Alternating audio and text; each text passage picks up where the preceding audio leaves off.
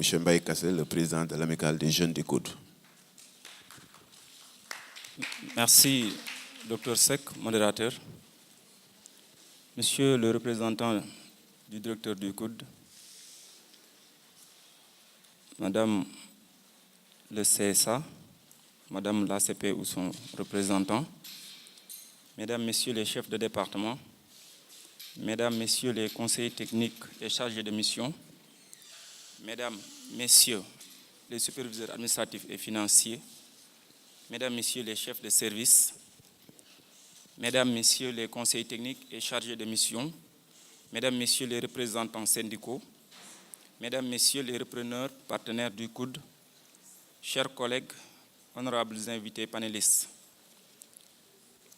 c'est un immense honneur pour nous aujourd'hui de vous compter parmi nos invités. Ceci démontre encore une fois l'intérêt que vous accordez à la jeunesse du COUD. Et pour cette marque de sympathie que vous manifestez envers nous, nous vous en sommes très reconnaissants. Vous nous montrez encore une fois que vous êtes en mesure de satisfaire les énormes attentes que nous avons de vos augustes personnes.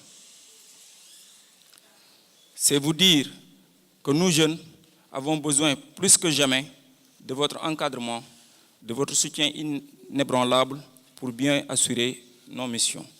Nous sollicitons vos prières les plus ardentes pour que le nom de l'amicale retentisse pour toujours et produise les fruits qui feront du COUD l'une des meilleures entreprises du Sénégal. Je ne saurais terminer sans rendre un vibrant hommage et remerciement à notre parrain, monsieur le directeur du COUD, à notre présidente d'honneur, madame le chef des services administratifs, à notre chère marraine qui n'a pas lésiné sur les moyens pour nous soutenir, madame l'ACP, qui n'ont ménagé aucun effort pour la réussite de nos activités.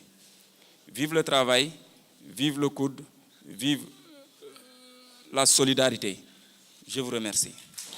Monsieur Diouf, vous avez la parole.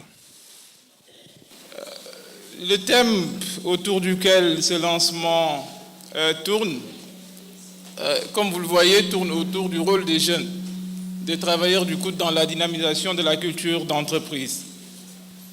Bon, en tant que juriste disciplinaire, nous commençons toujours par une définition des termes. Parce qu'il faut d'abord savoir naturellement ce qu'est la culture d'entreprise. Pour que la culture soit positive, il faut qu'on ait des exemples. Nous, jeunes, j'en fais partie, nous avons trouvé au sein de la maison des personnes dont l'expérience elle est avérée.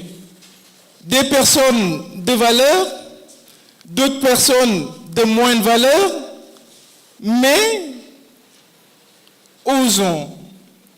La voie, c'est de s'identifier à ces personnes de valeur.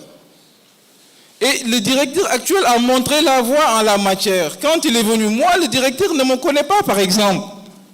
Mais sur quoi il s'est basé? Il s'est basé sur les profils de X et de Y pour nommer à des postes. Pourquoi? Parce que simplement, il y a un espoir en ces personnes.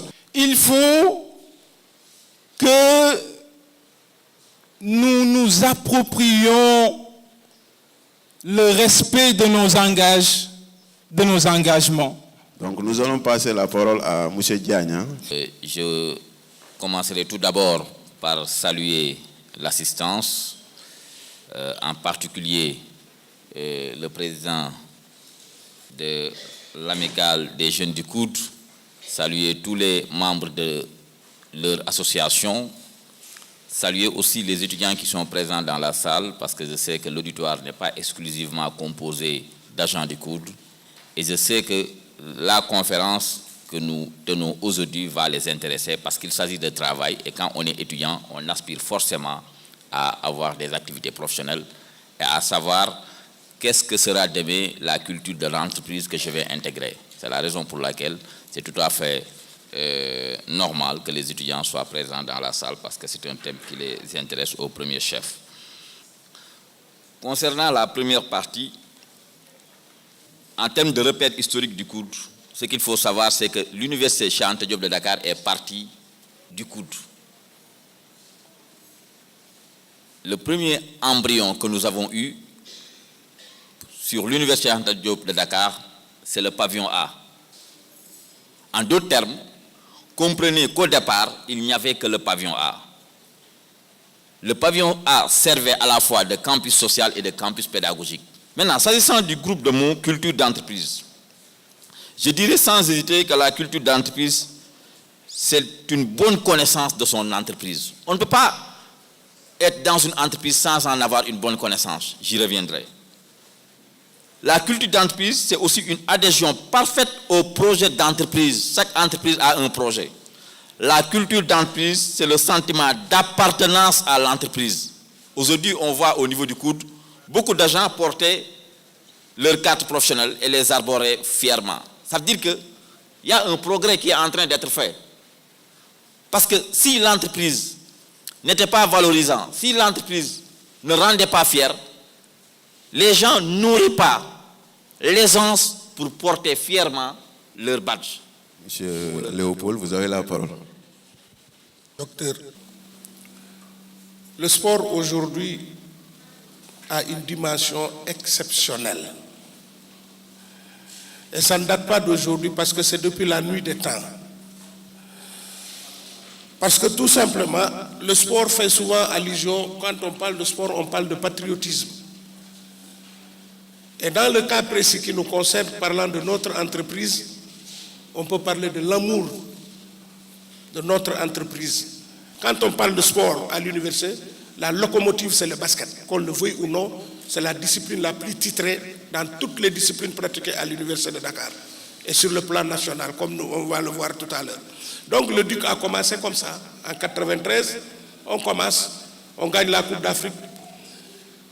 Mais ces femmes qui ont gagné la Coupe d'Afrique, mais la majeure partie, elles travaillaient au COUD. Le COUD, nous partageons cet espace dans le cadre de l'université Cheikh Anta Diop de Dakar. Vous savez, l'université, c'est vrai, le DUC est né en 1957. Heureusement que pour la postérité, le principal fondateur de cette entité se trouve être l'ancien président de FIBA Afrique et FIBA Monde, Abdoulaye Seye Moro, qui est de ce monde, que nous allons bientôt inviter ici à l'université pour nous parler, parce qu'il y a des anecdotes concernant même l'ancien président Abdou Diouf, qui était le plus grand supporter du Dakar University Club, et il paraît que quand le DUC jouait au champ de course, quand il n'avait pas le billet, c'est lui qui avait les bagages des joueurs et montait sur un arbre pour regarder le DUC jouer.